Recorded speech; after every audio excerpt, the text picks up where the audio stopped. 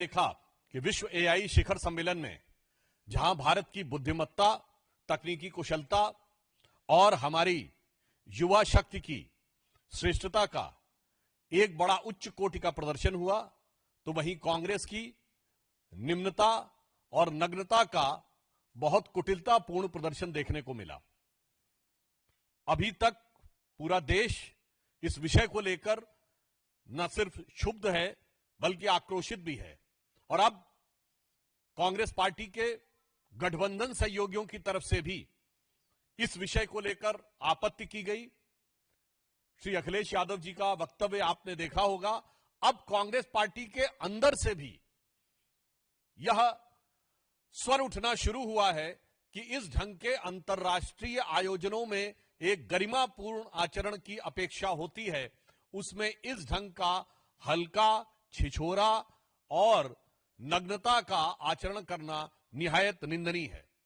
कांग्रेस की वरिष्ठ नेता रही और पूर्व केंद्रीय मंत्री मार्गरेट अल्वा जी ने कहा है कि अंतर्राष्ट्रीय आयोजनों के दौरान एक जिम्मेदारी की भावना होनी चाहिए, और उन्होंने कहा कि अंतर्राष्ट्रीय आयोजनों के दौरान गरिमा और अनुशासन को बनाए रखना सभी की जिम्मेदारी है।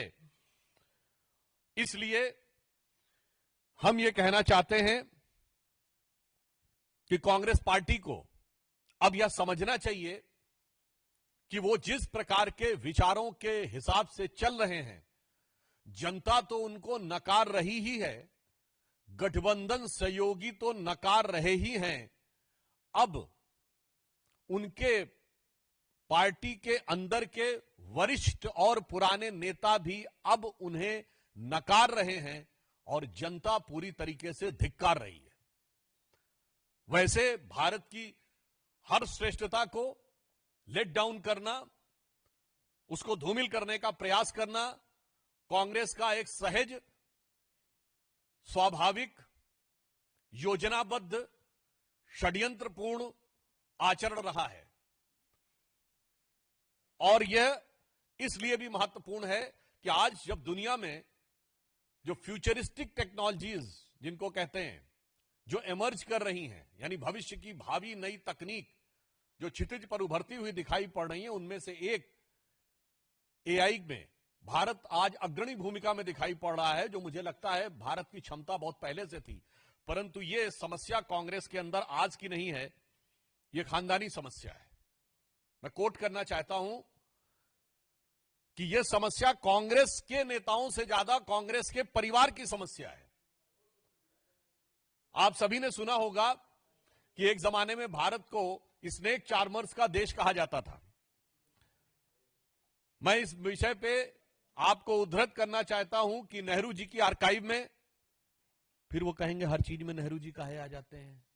अब क्या बताएं, कांग्रेस और नेहरू जी का रिश्ता ही ऐसा है कि अजी हमसे बचकर कहां जाइएगा, जहां जाइएगा हमें पाइएगा।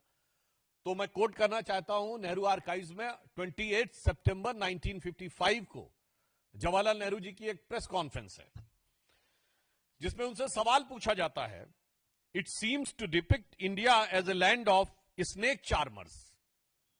क्या यह उचित है कि भारत को सपेरों का देश कहा जाता है? And look at the reply of Jawaharlal Nehru ji, no no, I do not think there is anything wrong in snake charming.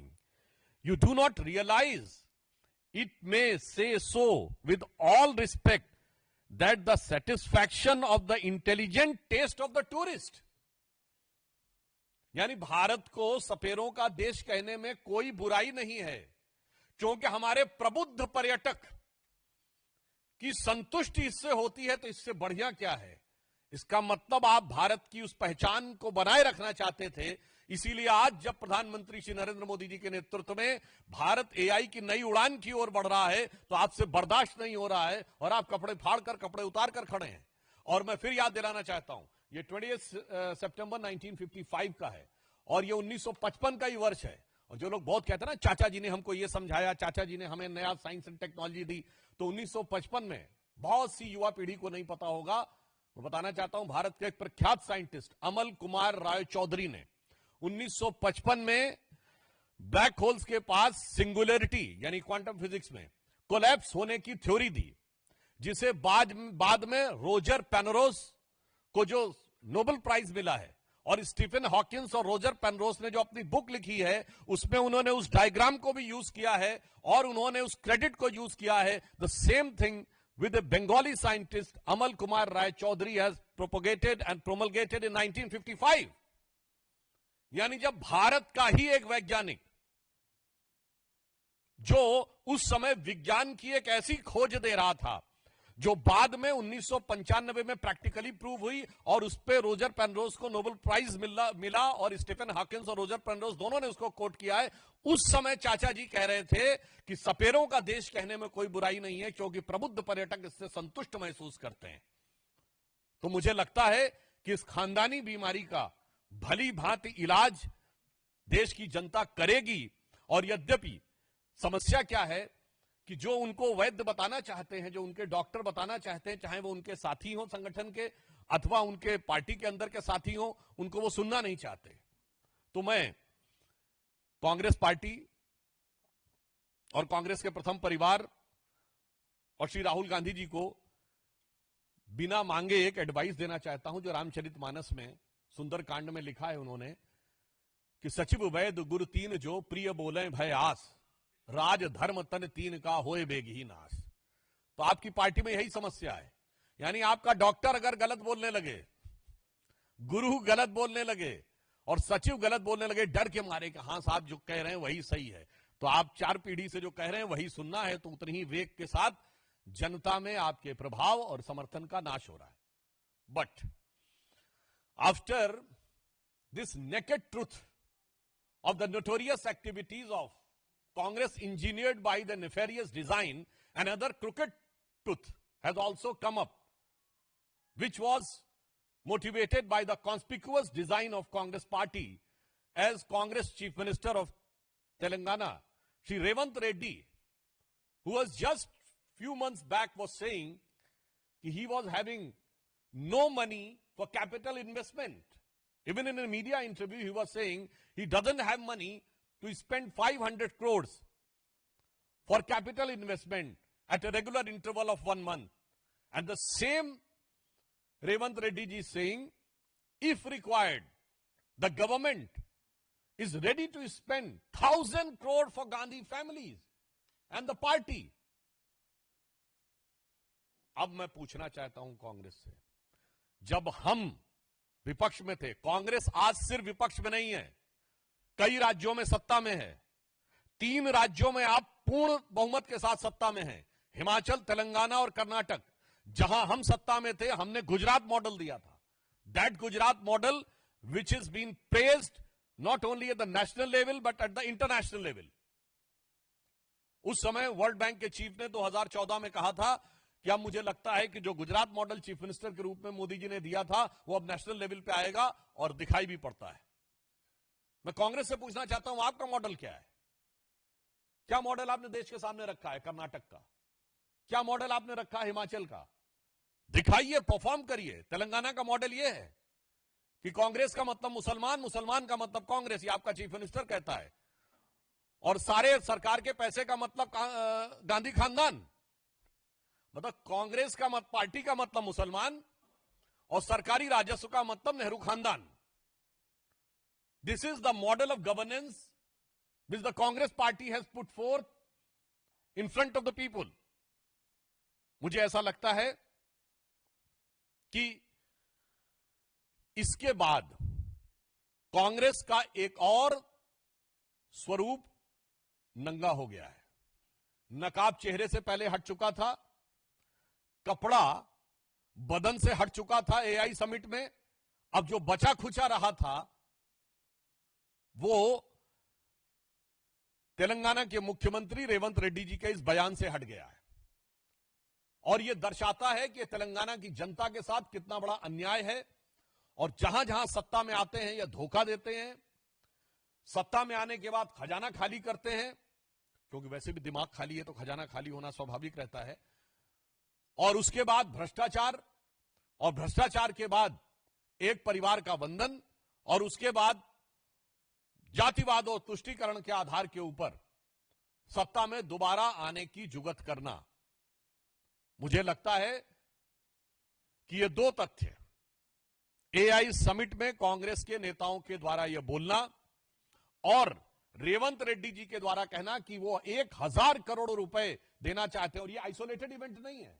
इससे पहले नवजोत कौर सिद्धू जो कांग्रेस की नेता हैं पंजाब की, वो बोल चुकी हैं कि मुख्यमंत्री तो कांग्रेस में वो बनता जो 500 करोड़ रुपए दे सके। ये हम अपना नहीं कोट कर रहे हैं, ये उनके नेता का कोट कर रहे हैं। और मार्गरेट अल्वा जी ने अपनी किताब करेज एंड कमिटमेंट में लिखा था कि कांग्रेस में जब राज्यसभा की सीटें आती थी, और उन्हें 2008 के कर्नाटक के चुनाव का रेफरेंस देते हुए लिखा था, दे वर फॉर द सेल।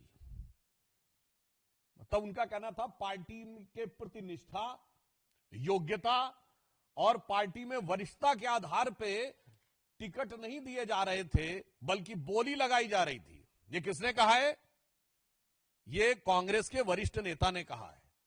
तो मुझे लगता है रेवंत रेड्डी जी का जो ये बयान है, ये भी कांग्रेस की अपनी एक अलग पहचान है कि जनता के लिए कुछ नहीं, विकास के लिए ठेंगा है, और सब कुछ पार्टी के अंदर बंदर बाट करनी है।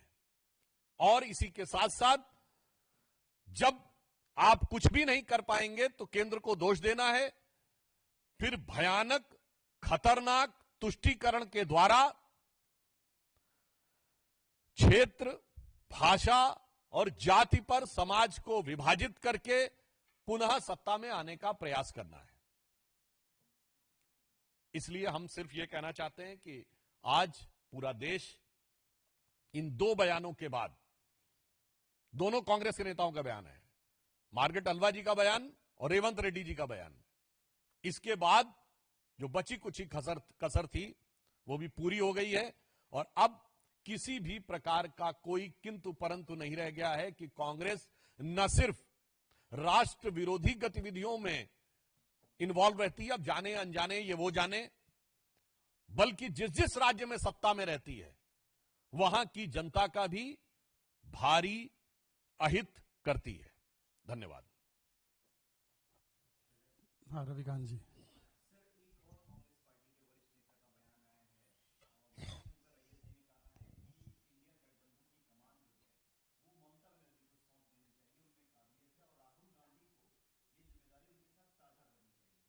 मुझे लगता है इसका जवाब इंडी गठबंधन वाले दें तो ज्यादा बेटर रहेगा, और यह दर्शाता है कि राहुल गांधी जी के नेतृत्व के प्रति अस्वीकार्यता पहले जनता में आई, फिर इंडी गठबंधन में आई, और अब उनकी पार्टी के वरिष्ठ नेताओं में आई। और ये मणिशंकर अय्यर जी उनके स्वर्गीय पिताजी के सबसे अभिन्न मित्र हैं, यानी उनके चाचा जी में भी आ गई है। तो अब उन्हें इस विषय के ऊपर गंभीरता से विचार करना चाहिए। अब now it is up to the Congress party to decide that whether they want to play a constructive role as opposition or they have decided to sail or sink with Rahul Gandhi.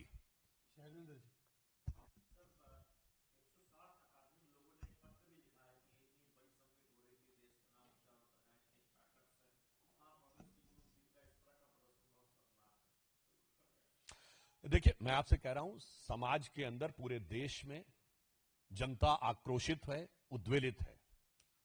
उसी प्रकार यह प्रबुद्ध वर्ग का भी इसी में एक अपना अभिव्यक्ति है, मगर मुझे लगता है कि कांग्रेस को यह सुनाई नहीं पड़ सकता, चूंकि उनके कान में मोदी विरोध की इतनी रुई भरी हुई है कि मैं कह सकता हूं कि आज कांग्रेस राहुल गांधी का बंदर बन गई है, जो ये कहना चाहती है कि ना कुछ अच्छा देखो, ना कुछ अच्छा सुनो, ना कुछ अच्छा बोलो, जबकि चारों तरफ देश के अंदर मोदी जी के नेतृत्व में इतना बड़ा बदलाव हो रहा है, परंतु जो उसको समझना ना चाहे तो उसके लिए मैं संस्कृत का एक सुभाषित है, वह पहले भी बोल चुका हूं, पुनः कोट कर देना चाहता हूं।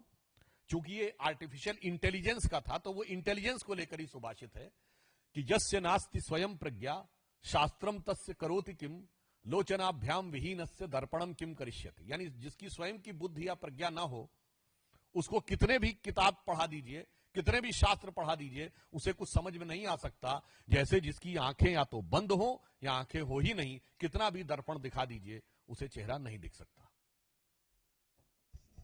किसी का और कोई सवाल? बहुत बहुत धन्यवाद, थैंक यू।